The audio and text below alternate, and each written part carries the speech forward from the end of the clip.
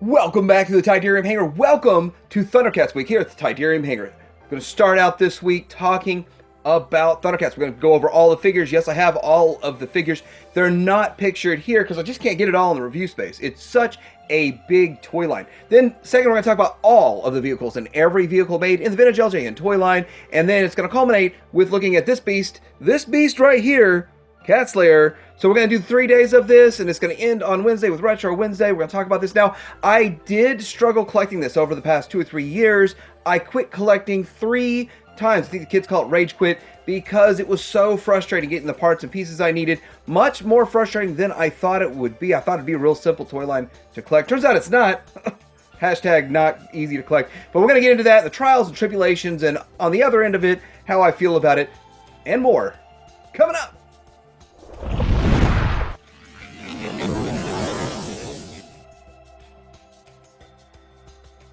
All right, so we're going to start off this Thundercats week with, of course, all of the figures, every figure made in the LGN line. So got them right here. We're going to look into these, talk about these, and we're going to do that coming up. Obviously, we're going to start out talking about Lion-O. Lion-O was the only one I had as a kid. It's the only figure in the entire toy line I had when I was a kid. And, you know, I didn't really go for more of him. He was so big, I didn't really get so excited about him. I was more into, like, Joe's 3.75 inch. So you see how much bigger these figures are. They're more like the 6 or 7 inch scale, kind of like we have today. Here's some different iterations of Lion-O. This is what Super 7's got going on with Lion-O right now. There's slightly different coloration with what the Matty Collector did back in the day. Then Super 7's going to make this color scheme also. And this is what Bandai did back in like 2011 or something along those lines with the classics. And so they made like a 3.75 inch scale, but they also made a handful of characters in this larger classic scale. Now taking a look at this Lion-O figure overall. So first of all, he is bigger. He only has 5 points of articulation, but he does have a gimmick and a feature. Comes with this removable claw that just kind of pops on and pops off. And the sword, mine's a little bit rough, but it does have quite a few paint apps in here with the blue on this and then some paint there. So they did do some pretty good paint apps and try to make figures look as good as they could. We're going to get into what this little thing does here. You also have the trigger. And on some, it makes both arms go. For him, it's just one arm. And so a lot of people do say they should have left that action feature out. But when I get to a couple of other ones, I'll kind of talk about why I think it's still pretty cool. But let's see what the action feature, the light up mechanism does. All right, see this capturing it on there, but you just kind of press it to the back there and it makes the eyes light up. It blocks some of that good backlight there. Yeah. So it's one of those things, only Lion-O and Mumm-Ra have that feature. And so with that, you want to kind of check because some of them work, some of them don't. I'm not really sure what caused them to stop working, but they do get abused.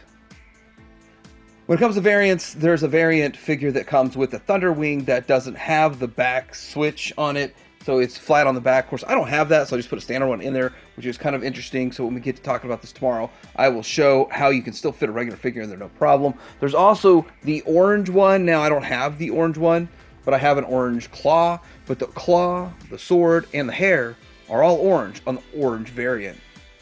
All right, next up we have Panthro, which is a little bit too short in my opinion. They should have made him about the same size as Lion-O, but they did not, so that he could fit into the gimmick with the Thunder Tank and all that kind of stuff. So I do understand all of that kind of stuff there. Now, mine's not in the best, greatest condition. I was trying to get these as cheap as I possibly could. One of the problems is you can get the figures for pretty cheap, but then the accessories are always pretty expensive. So anyway, here he is with his nunchucks, and both of his arms flail when you push his little lever there. So maybe it's not working the best as it could, but they do have some pretty cool paint apps with kind of some silver on here, some white right here. Got his eyes looking kind of crazy, and then the Thundercat symbol, which actually looks kind of strange. Almost looks like a Thunder Dog in there.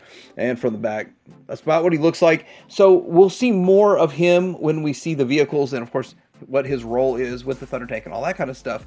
And his he does have these 2 different color handles for his nunchucks kind of thing, which are shaped kind of like a claw or a paw or a fist.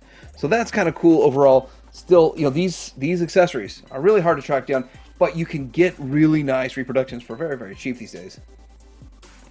All right, so next up we have Cheetara, which is one of those fun figures, those characters that many kids really loved. She does look fantastic as one of the female figures back in the day when you don't have knee cuts and all that kind of stuff.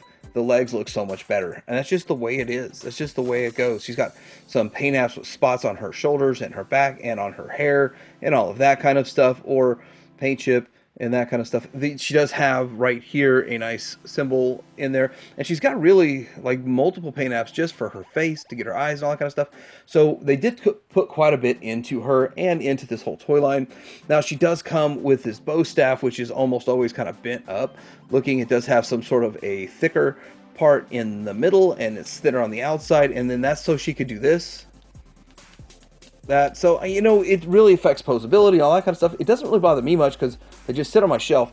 But as a kid, I didn't play with Lion-O a whole lot. I mean, I thought he was cool and stuff, but that gimmick didn't really help me. So I don't think it helped that many people either. Would be much more fun to have more dynamic poses with him. Right, next up on the list is Tigra. Now, Tigra is one of those that has, obviously, a variant. You have old Tigra and young Tigra. Now, the thing about it is there was an episode where Tigra went into some sort of cave and he got really old, and then he got young again, going to a fountain or something along those lines, but didn't get quite as young as he was. So he is aged from that episode. But was that a way to sell two different figures for Tigra? That's really strange. You can see one is he's thinner, the younger one's thinner, looks kind of goofy, like he has no idea what's going on. The older one looks a little bit more wise, like he kind of understands what's going on because he went through something in one day. It's so crazy. Now, I do want to point out, I do have a reproduction bola whip here, and then here's an original. The originals, all the ones I see popping up just look trash, they look terrible. Someone making reproduction ones for like $5 or $6. They look brand new and they look perfect. So, in my opinion, I don't see any problem with getting reproductions with it. Now, they both kind of have this gimmick, this follow what happened with Lion-O and what he did and all that kind of stuff. I do like their paint scheme. Like, you do have the stripes and all that kind of stuff on him, and that looks good.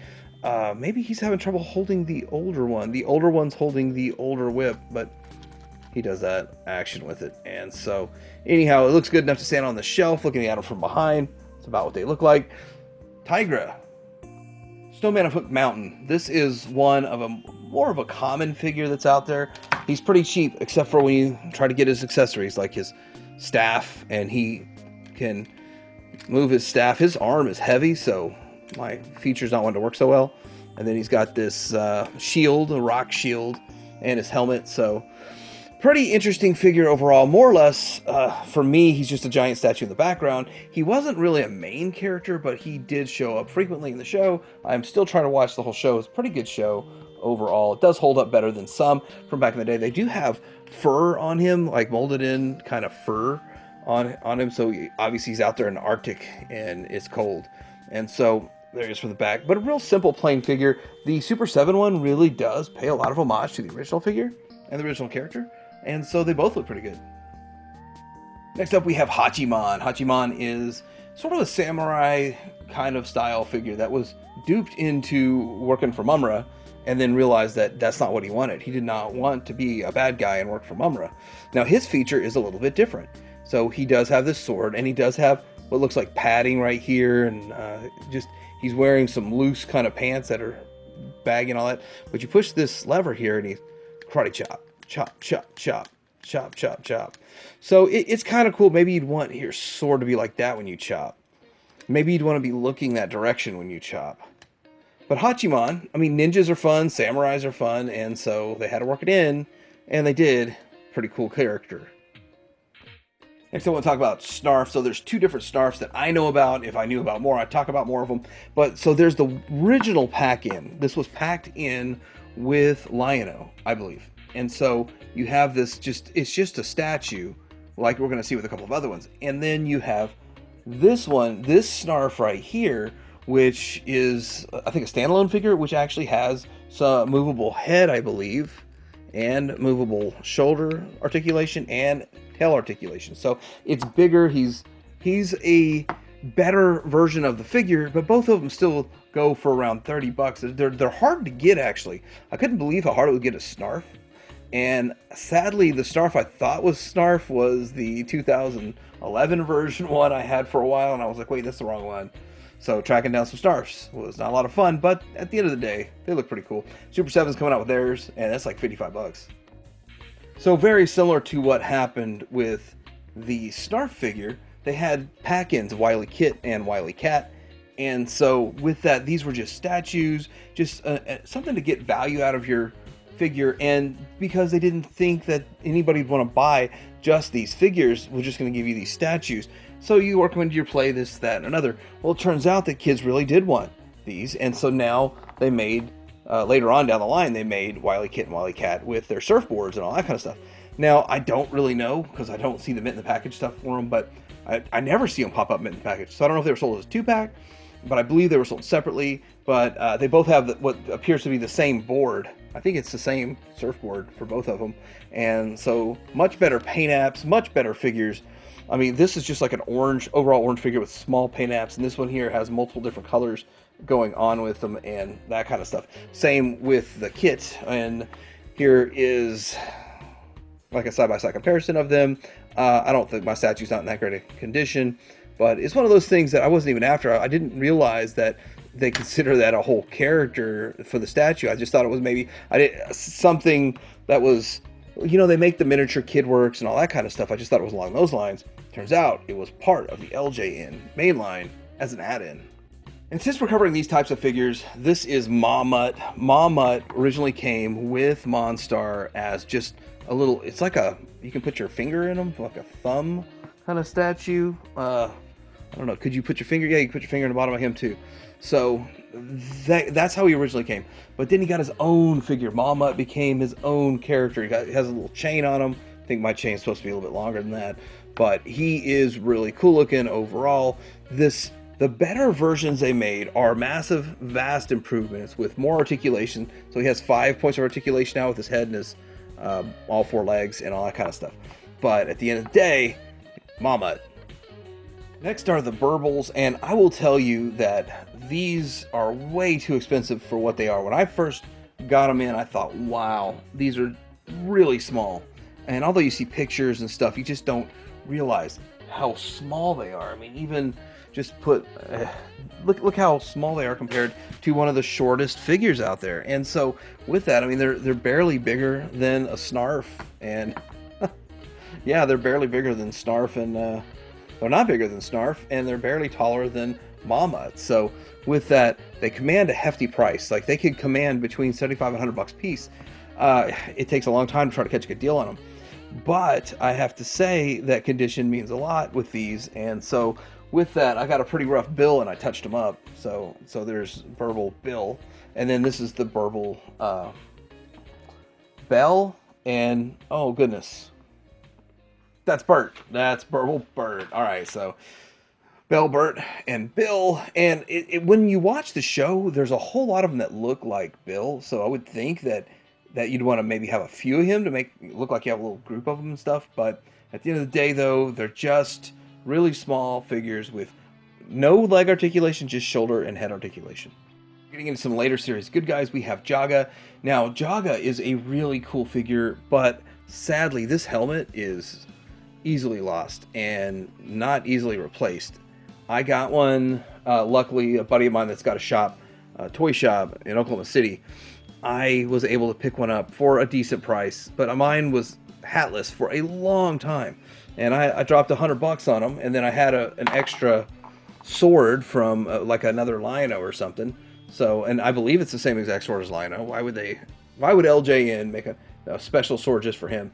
And then, but overall, it looks pretty good. The cape is connected to his cat symbol right there, and then he has some lime green in here and some stuff going on with the boots and all that. But on the back, of course, he has that same mechanism, just like Lion-O. If he feels a lot like Lion-O, tell you the truth. A lot of similarities between the two figures. But, of course, we do not see him looking like this other than one episode. The rest of the time, he's like Ghost Jaga. So they should have made a Ghost Jaga back in the day. I think there's a custom of it around for the vintage. But Jaga, pretty cool figure, pretty expensive. He commands over 100, 150 on the secondary market these days.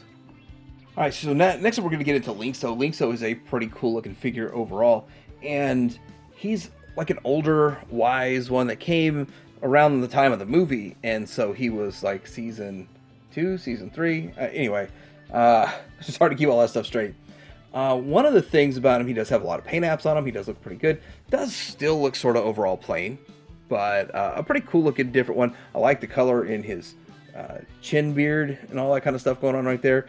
And moving around to the back, and that's kind of what it looks like from the back. Now he does have a shield that just clips on, and I'm not sure exactly what part it's supposed to clip on, but this shield, it like gets bigger and smaller, and yeah, Super 7 did get it right by painting it yellow, but I was hoping that the original color they had, red, was going to be the one that they made. But let's see, can I get his feature to work? For whatever reason, he's got one of those both arms move feature. Kind of strange. Anyway, this is Linkso. Pretty cool. He's blind, so he has to use the braille board and all that kind of stuff. But all his other senses are more finely attuned. Next up, we've got Mumm-Ra, and I gotta say, she's another one that's really hard to get. I don't know why she's so expensive. She doesn't seem like a figure that would be very expensive, but she is. So anyhow, she's one of the later characters in the good guys. Before we get into the bad guys, we're gonna cover all the good guys here. And so with that, getting her in good condition is the hard part. You could probably find one under $100 pretty easy, but just all the spots from the plastic. I have a few like right here. I don't know if that shows up on the camera, and just a few spots here and there, but for the most part, she's pretty clean, and that's what I wanted to go after. And I probably need to touch up paint on her and stuff like that, find a picture online and see exactly what she's supposed to look like. But getting her for under $100 is like darn near impossible in good condition. And then she comes with this. So I did get a reproduction sling. There's several people that make reproduction slings. The guy who I got it from included these beads with it, so I don't know if that's part of it or not for the vintage. So with that, it's really hard to find. I even looked at a carded one, couldn't find out if she was supposed to come with these little beads and that kind of stuff. So it's one of those things that she's still a bit of a mystery to me, but I'm glad to have her, and she does look pretty cool. She does. My mechanism's kind of not working so well, but yeah, there it is, Mumm-Ra. And let's get her next to Cheetara. You can see she is just a little bit taller than Cheetara, just like Super 7's doing with the Super 7 line with the Ultimates figures. They did make Mumm-Ra taller. Well, actually, it was Mattel. It was Mattel that originally made the design, and there it goes. Last good guy on the list is one that is stupid expensive sometimes. It's Bengali. So this is one of the ones that I was actually watching. I think it was a Facebook auction or something, and somebody bought a Bengali for $630, and I had to like rewatch it again to see if it was for one figure. I was thinking, I thought it was just one figure. Is this a group of figures? Nope. Somebody paid $630 for a Bengali, and I never heard of Bengali at that point in time. So I was looking him up, and I was like, yeah, sure enough, he goes for some stupid money, like $300. He's not worth that in my opinion, but I guess rarity, and you just got to get it complete. Of course, I got mine for $100, and then I got a reproduction, whatever this is, and I'm okay with reproduction stuff. But at the end of the day, like, people want original, and if it's like your main thing and you're okay with it, like spending stupid money like $100 just for a hammer instead of like 10, then do that. But not for me. Now, his hammer's cool. Now, in the show, it actually looks different than this, and so like the Super 7 one is going to be a whole lot more accurate, but this does sort of match pretty close to what it originally looked like. And he does have a lot of interesting paint apps, color breakups, and all that kind of stuff. It is an interesting looking figure. The white and the blue, the multiple different blues, like 3 different blues on this guy. And so with that, I think that they did a good job with this, but it's one of the later figures, and it came out, again, I didn't even know he existed, but it was really popular. This figure is more or less abundant in like the UK and the Eurozone, all that kind of stuff, but in the US, it's almost impossible to find one. All right, next up, we're going to be looking at Mumm-Ra. So we're going to start with this Mumm-Ra. Now, I heard this one was once a mail away, and then they put it on a card. They put it out as standard release. So it is very good likeness of the original Mumm-Ra before it becomes Mumm-Ra Ever Living, but not very much to him. Kind of like the Emperor from Star Wars. The head moves and the arms move, but the robe is just kind of one piece. At the bottom, you can kind of see the feet. Some paint's worn off from that, but yeah, it's okay. No action feature. I don't really want an action feature, but he can do a pretty good job holding his staff. He comes with his staff here, which is Kind of looks like a bull on the head there, but pretty cool. Maybe it's supposed to be a demon, who knows, but well, I'm sure people do know. I just am not 100% sure. But he is cool, and then he does his whole speech, and then he turns into Mumm-Ra the Ever-Living. Mumm-Ra the Ever-Living is kind of a big figure. He is big, so I kind of think that the scale test is how does he scale next to Lino? Or at least for me, because as a kid I had Lino, and he's just a little taller than Lino. Not much. So they're pretty close to the same size. But in the show, he was way bigger than Lino, which Super 7 got the scale right on that and all that kind of stuff. But at the end of the day, I do like the fact that the figures kind of look good together. Makes sense in a kid's mind and all that kind of stuff. He is bald underneath there. So there he is. His head does move. And so his head dressing is a piece that comes with him. He does come with two different knives. He's got like a sword and a dagger. And his dagger's kind of crooked. So he's got a crooked dagger and he's got a sword. But he does sort of... Let me take this off. I think I'm going to knock it off. He does this. And I want to say, when people with the two-handed and he's got two things, when I watch adults showing this, like, hey, this feature works, they look like they're having fun with it. They always look, everyone looks like they're having fun with that. So they don't look like they're having fun with this feature. Let's see if I can get it to work. Could not get his eyes to light up, but I do have one that I know the eyes will light up on, and so that's tucked away. Anyways, I don't think it's that big of a deal to have to show the eyes lighting up. They do light up. So pretty cool feature. And he does have some great paint. I think they did a really good job on this figure. And he's also very, very common, but finding him complete with his Mammut and with, you know, this piece and all that kind of stuff, it starts getting pricey. Next up, we have the Tuska Warrior, which I would think you'd probably want to troop build this guy, but all in the show, it didn't really look like there were a bunch of troops of them, but it just seems like a figure you'd want to troop build.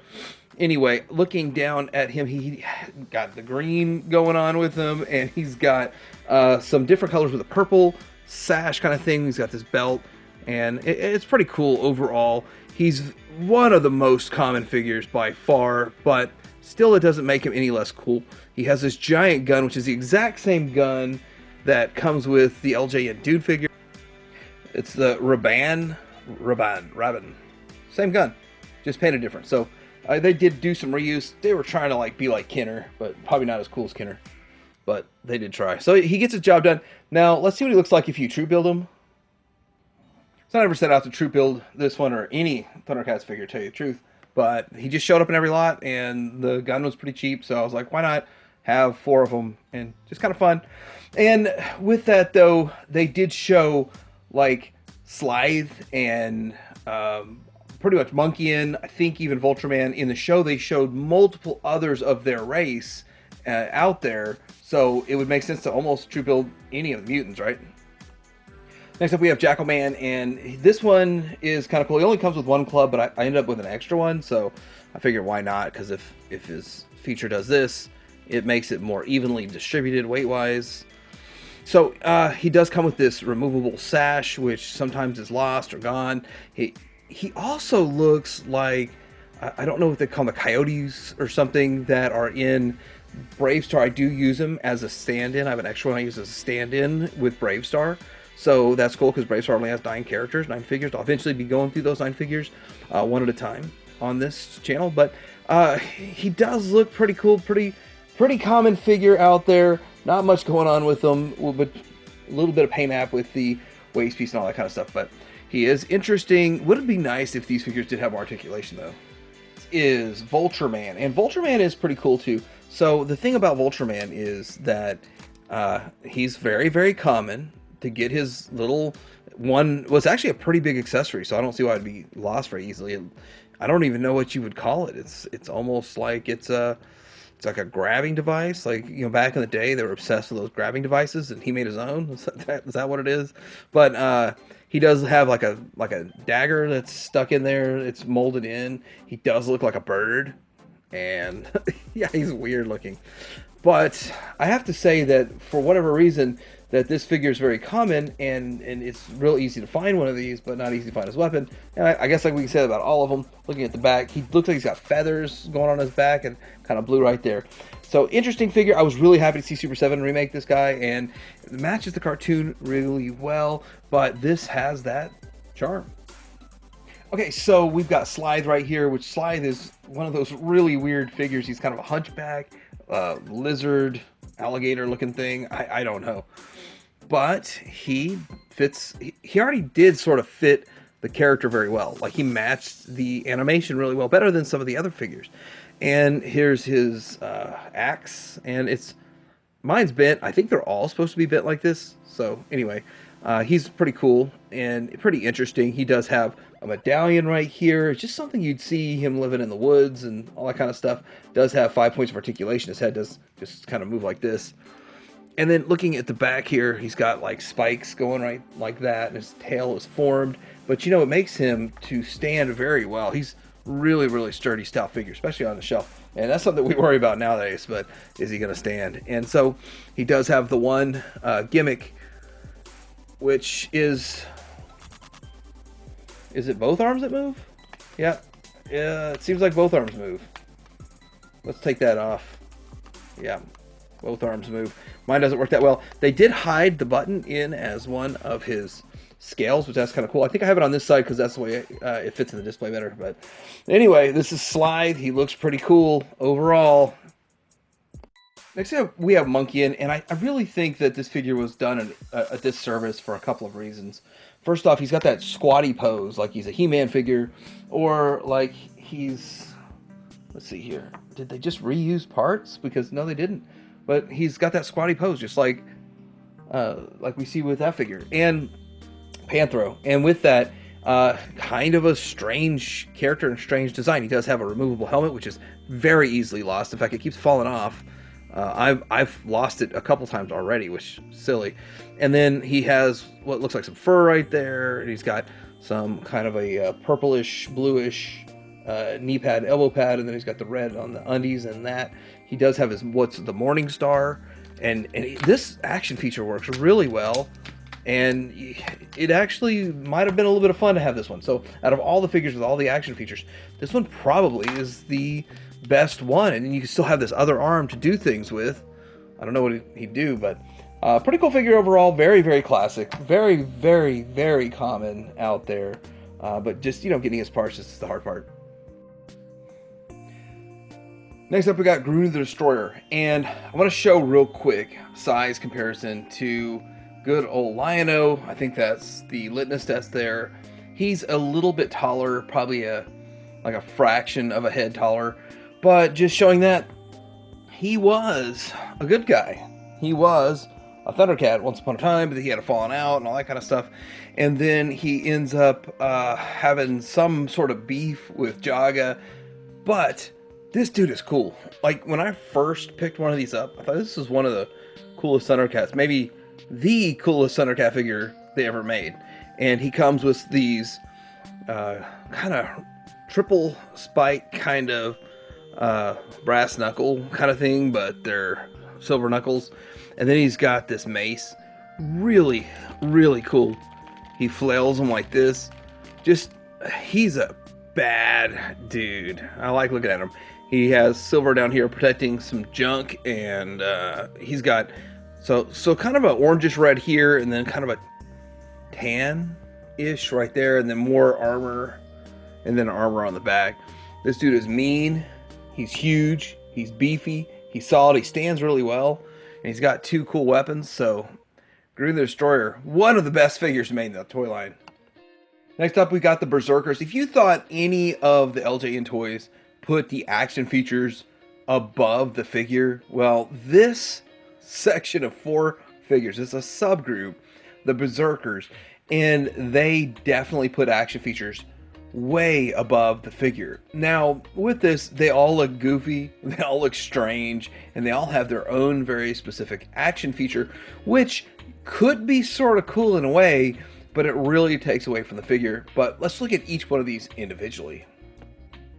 First up, we're going to talk about Cruncher. So this guy is big, beefy. He's got some paint. He's got a beard. So I guess he's a redhead, red beard.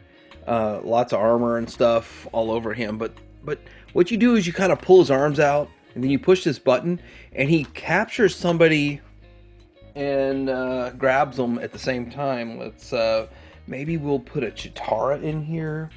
I am Cheetara. Let's see if he can grab Cheetara. And he sort of snatches her up. I mean, it is what it is. There it is. So it's a weird function, all of this. And so the figure itself's not great. But to get one that works, it's kind of hard. And for even to know what it's supposed to do, this day and age, that's kind of hard also. Next up, we got Hammer Hand, which is really cool looking. Now, Super 7 did make their own version of this, and I think it's cool they included two different hands. This hand here does nothing. It just goes up and down his arm. It's kind of like a limp wrist for whatever reason. But the function is with this Hammer Hand and what it does, and you can press this button here to release it, his hand, and then you can pull it in and grab something. So I guess we're gonna grab Cheetara again. You know, what do you think?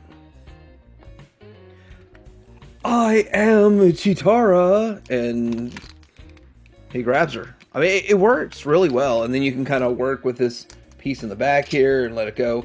I want to say that all these purple wires or whatever they are always broken, and my repair fix is not good, but you know, get one of these on the cheap and with wires and stuff and fix it yourself and just do with what you got.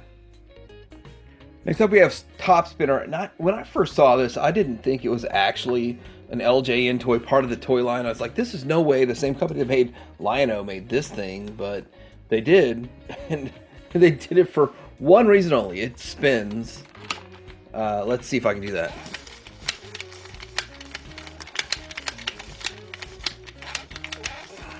That is so strange. Anyway, the first time I picked this figure up, he didn't have a shield, and he had his mace, but no shield. And so down the road, I got the shield. And so with it, it's silly and goofy. This is just such a departure. I really want to see Super 7 make these characters to match the cartoon a lot better. Next up, we got Ram Bam. Different than Ram Bam. They do different things, and I'm almost scared to show you what this guy does. So we're gonna take a look at him real quick, though. He almost looks like a Scottish-Irish kind of dude. That's just the look. And then he's got this in here. Now, in the cartoon, he looks more like a human, but this is like a tiny piece of his chest, not his whole chest, his whole body. So these are distorted. These are almost like super deformed figures in a way. And then you pull on this to get his thing to spin. So I guess we're just gonna see what it does.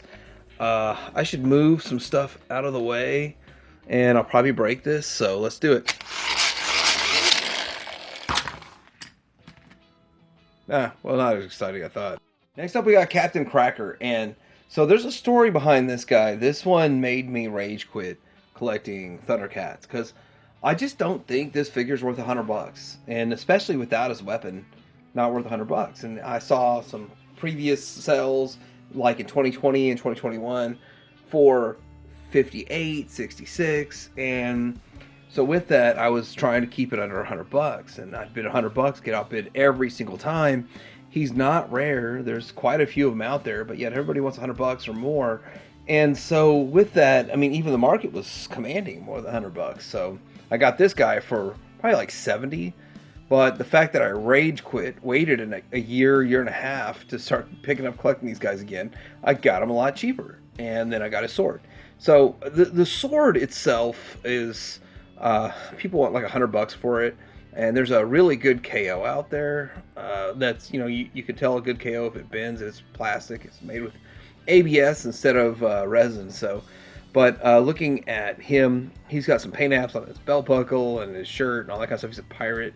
Arr, and he's got this pirate leg and all that kind of stuff. And, on the back of him, looks pretty cool overall. Now, he does have this button that barely works on mine.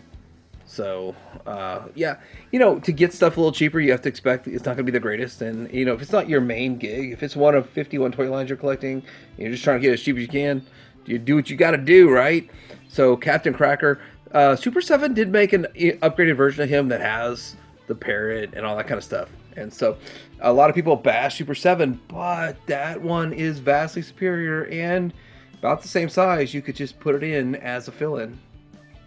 So we got Captain Shiner, another one that was really hard for me to track down. Another one that cost over $100. I think this was like 130 because he came with his original gun. And I was doing the math and was like, well, if I spend $100 on a figure and then I buy a reproduction from the UK and then it ends up being 30 anyway, I might as well just buy a complete one for 130. So crazy, stupid prices. Just, this is not worth 130 bucks. This dude here. By the way, I still see him pop up. By himself, he's like 50 bucks. His gun by itself, there's just no limit on what they ask for something stupid like this. There's a like 50 or 6 pounds, you can get one remade. Anyway, looking at him, he's got some blue, 2 different blues on his lower leg. He looks like he's got another gun holster right here, which is pretty cool. And his trigger mechanism and all that kind of stuff. He's an interesting figure overall. I think we'll get him in the Super 7 line, but yeah, it's one of those that I didn't see much in the cartoon. I watched most of it. I didn't see him a lot, but I did see him a bit. Safari Joe is one of those figures that I had no idea who the character was, and then I watched the show, and then I kind of figured out who he was. And he did hunt animals for sport. Next time somebody gives you the crazy eyes, this dude has the greatest crazy eyes ever made into an action figure. I think he's supposed to be sporting some sort of a monocle right there, but his gun looks like the Tuska Warrior's gun or the Dune Rabin's gun, but it's different. It has this side piece on it and all that kind of stuff. It's so different. And so with that, it's one of those that I bought the figure with the gun, or else I would have never gotten the gun because it's almost as much as the figure. It's a bunch of nonsense. I kind of like how he's got this little glove with the messed up hands and all that stuff. No fingers on it and all that kind of stuff. And then, of course, boom, he shoots. And it's almost like this guy is the most boring figure in the toy line because he's just some sort of dude with some tan clothes. He just looks like some guy you might see on the street, walking down the street. But he's got crazy eyes, a big old gun, and he does try to wreak havoc on the Thundercats. Next up, we got Mongor, some crazy wackadoodle figure. I swear this dude is strange, and yeah, he's got the other arm, so I've got the scythe in the wrong hand, sort of to match up to the display a little bit better. He does have some crazy looking horns on his head, and he's got some interesting paint apps on his face, and he does have a lot of fur going down kind of right here. And then fur on his legs, kind of a Minotaur, is that what you call this thing? And arm moves and all that kind of stuff. Holding his weapon, it's kind of harder. I noticed that I'm having more trouble with getting figures to hold their weapons and accessories in this really cold climate versus the summer when things are a little warmer. But it is what it is. So Mongor, expensive figure. Getting his weapon was really hard. Pain in the butt. But overall, I do think that this figure is cool, but I look forward to the Super 7 one with the crazy face options and all the stuff that's going on with the Super 7 one. I look forward to that. Next up, we got Rotaro. Now, there's 2 different versions of Rotaro, and with that, I've got both of the versions right here. Now, I don't know if the camera's going to pick it up, but this is kind of orange, and this is kind of yellow. Like, orange is here, and yellowish here, and so that's one variation. And then, of course, the swords, the daggers they hold are different, and so this is the black with eye dagger variant, and so they're completely different daggers. Like, they look similar in a way, but this one has a giant eye painted blue in the middle, and this one has kind of open, so different. And so this guy Rotaro, he's kind of cool. He's kind of, I kind of think of Splinter a little bit when I see him, but the end of the day, he has less honor than Spirit. Also, I think that do these move? Do these, is this movable stuff here? I don't know, because this one's pushed to the back, and that one's hanging down, so maybe they're movable, maybe not. I don't want to break them, so I don't really know. Here they are in the back, and yeah, look very similar in the back. Rotaro, cool figure. different variants that are actually hard to find. I think the black daggers are the harder ones to find, but the silver ones look cooler. Next up, we have the Rampagers. So this is where you get into some expensive figures and then really expensive figures to come. But this is the Mad Bubbler. So when I got this from Jordan Pembroke, he was like, just take it, Mike. I need some Star Wars stuff. So we'll talk about that in a minute. But I want to say Driller, and Driller was expensive. He was $300 and he was $300. But I understand they can go for even more. But when you look at the back of Driller, he's got this piece here, and you spin him around, and he's like, he moves, and then when he stops, it's like this. So you would think, you know, you need a stand for this to go in, so he can stand like this. In the show, he's always like this, and even when he spins, it doesn't flail out. So it's kind of like one of those toys when you were a kid and they just kind of spun and opened up some weird thing on the inside. But it's still kind of cool, but $300. I mean, if you get one nowadays with all the right legs, you could spend upwards of like 800. Next up, we have Stinger, and the way I found out about Stinger is so weird. I was looking for a different figure. I think Linkso. I was looking for Linkso, and the seller I bought Linkso from had a whole listing of figures, and Stinger was one of them that was sold out for 300 and something pounds, meaning like $400. And I thought, you know, what is this figure? I didn't even know it existed. So I had to look it up and figure it out and find out. And then, of course, it took like 2 years later to find it. Of course, I took a hiatus from collecting it because of the whole craziness. But now these wings are homemade. And the way I made the Sectaur wings, now I was thinking about using official Sectaur wings. So I have some extra Sectaur wings to make these. But I don't know if I'm going to bother. This works out okay. It's good enough for me. And I do store this figure in my Sectaurs display because it is kind of like an insect. But when you push this button, it goes, and they start to fall off. I mean, I could glue them in, they'll stay forever, but I don't know if I want them there forever. And $300 for this, because it comes with this helmet, and it's connected to some sort of a wire, and there's his head. A lot of times you see them just like that, and they want like $500 just like that. It's so crazy. I don't understand Thundercats pricing. The stuff's not really that rare. If there's 17 of him on eBay, why is he $300, $500, $700? Doesn't make sense. I understand the wings. If they have all the wings, they're worth more, like $700 or $800, or even $1,000. But crazy nonsense. He's cool, but not that cool, right? The Mad Bubbler is actually a 3D print. I do not know Jordan Pembroke at all. Or he seems like a cool dude, but he made a big deal about finding this thing. I did not collect Thundercats back then. I was a Star Wars and Transformers mostly only guy when his episode aired that he had found a Mad Bubbler. I was like, I never heard of this thing. And just like 90% of his toy line, I didn't know about it back then. But he did. I think he sold it for like $5,000 or something. It's a prototype. This is never produced. So there's like 3 or 4 prototypes floating around. But I got a 3D print from someone that was really good for real cheap. And I couldn't believe it. It's pretty awesome that I got this thing. And I don't think Driller likes him very much. But it is what it is. Driller, he'll get over it. But at the end of the day, really rare. He's supposed to blow bubbles, but I don't think it's really that great of a toy. So next up we have Astral Moat Monster, and so this guy he's one of 2 figures that are in the Monster series, I guess that's what they call them. He does have these wings. They're different. There's left and right, and I dare not move them. They should move to the back, okay, but I don't know. I just don't. I'm afraid to move them. So he does look crazy and wicked. He feels like a giant hollow shampoo bottle, and he does not feel very good, like solid. He does not feel like a very expensive figure, but I got him for $160, and some people ask up to $300 for him. But when I got him in my hands, I was like, this feels cheap. This does not feel good at all. He's got articulated feet that can move out like this. But he doesn't really feel like a $160 figure.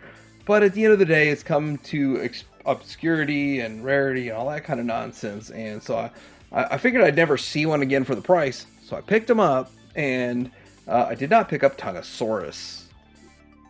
Tongue-A-Saurus is the rarest, most expensive figure in the toy line. He is 3,000 plus, and that's just looking at 3 or 4 of them. But if he's so rare, how are there 3 or 4 of them even available in the past? I see a lot of toy lines right now that 0 stuff shows up, and yet when it shows up, it doesn't sell for $3,000 like Tongue-A-Saurus does. So I don't understand. So anyway, it's kind of cool. It's just like a giant alligator or crocodile head or whatever, and then the tongue comes out sideways. So it comes out sideways at you, and that's it. That's Tongue-A-Saurus, $3,000, $4,000, depending on if it's got the box. Crazy. So I hope you enjoyed this look at the Thundercats week, day 1. Looking at the figures, we went through each one of these, and tomorrow we're going to talk about all of the vehicles that were made for this toy line and a couple of the variants of the vehicles. Let me know what you think in the comments below. Did you have these? Are you still collecting these? Or is this just not for you but informative? Let me know. Like and subscribe. Tundra out.